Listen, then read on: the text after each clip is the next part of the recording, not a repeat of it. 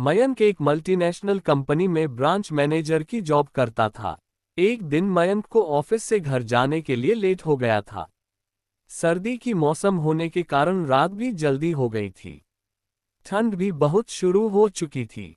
रास्ते में चलते चलते मयंक को अचानक एक आवाज सुनाई दी, रुक जाओ। मयंक वहीं पर ही रुक गया और पीछे मुड़ के देखा, लेकिन पीछे कोई भी नहीं था। फिर से वही आवाज सुनाई दी, सामने देखो। जैसे ही मयंक ने सामने देखा तो उसे जमीन पर कुछ चमकती हुई चीज दिखाई दी। मयंक दौड़ के उस चीज के पास गया और देखा तो यह कोई साधारण चीज नहीं थी बल्कि एक चमकता हुआ हीरा था। उसने वह हीरा अपने हाथ में लिया। उसकी चमक देखकर मयंक की खुशी का पार ना रहा। लेकिन मयंक को कहाँ पता था ये कोई साधारण है या नहीं बल्कि एक मायावी हीरा है। अचानक उस हीरे में से आवाज आई, अगर तुम्हें और हीरे चाहिए तो इस जमीन को खोदो। इस जमीन के नीचे बहुत सारे हीरे हैं। मयंक खुश हो गया। उसने उस हीरे को अपनी जेब में डाला और जमीन खोदना शुरू किया। करीबन 2 फीट खोद काम करने के बाद अचानक मयंक डर के मारे चिल्लाने लगा। इसके कारण उसका संतुलन खो गया और जमीन पर गिर पड़ा, क्योंकि उस गड्ढे में से हीरे मोती नहीं बल्कि किसी इंसान का कटा हुआ सर मिला। अचानक वह सर हवा में उड़ने लगा और बोला, डरो मत, मैं तुम्हें कोई हानि नहीं पहुंचागा। मैं तुम्हें बहुत सारे हीरे जवेरात भी दूंगा। बस मेरी बात ध्यान से सुनो, मैं जहां जाता हूं वहां मेरे पीछे आओ।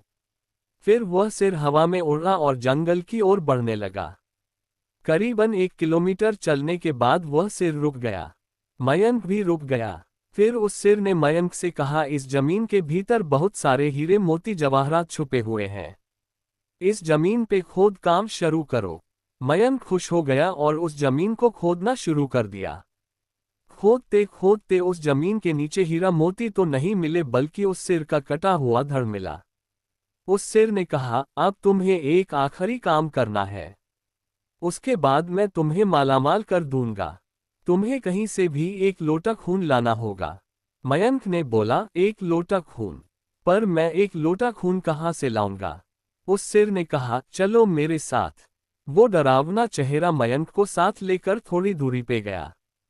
वहां उसे एक इंसान को जाते हुए देखा। वो सिर बोला, उस इंसान को मारकर उसका खून ले आओ। मयंक डर गया और बोला, नहीं नहीं, यह मुझसे नहीं होगा। मैं यह नहीं कर सकता। अगर तुमने ये काम नहीं किया तो मैं तुझे बहुत बड़ी मुसीबत में डाल दूंगा। फिर तुम्हारी पूरी जिंदगी नर्क बन जाएगी। मयंक ने हाथ जोड़कर उसे कहा, मुझे माफ कर दो। अगर मैंने उसे मार तो मुझे पुलिस गिरफ्तार कर देगी और मुझे जेल जाना पड़ेगा।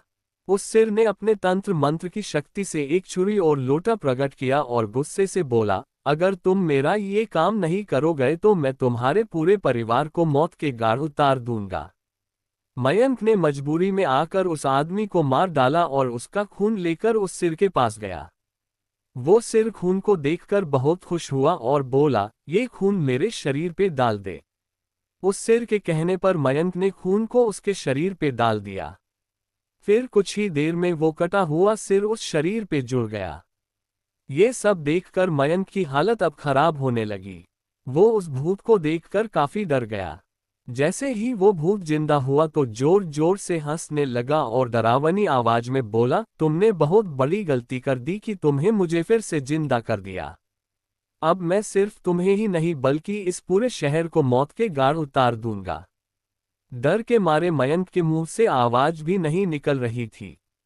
वो अपने जान बचाने के लिए वहां से दौड़ा, लेकिन उस भूत ने छलांग लगाकर मयंक को जमीन पे गिरा दिया और बोला, मुझे बहुत भूख लगी है, अब मैं तुम्हारा मांस खाऊंगा। जैसे ही उस भूत ने मांस खाने के लिए आगे बढ़ा कि तुरंत ही उसका सिर धड़ से अलग हो गया।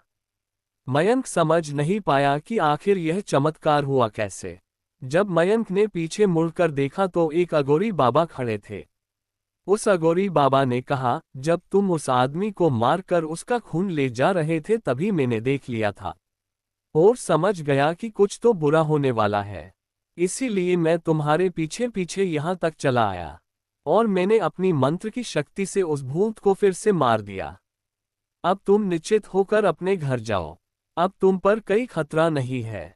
आज भी मयंक उस बात को याद करता है तो उसकी रूह तक कांपने लगती है। दोस्तों, आपको ये कहानी कैसी लगी प्लीज़ हमें कमेंट करके ज़रूर बताएं।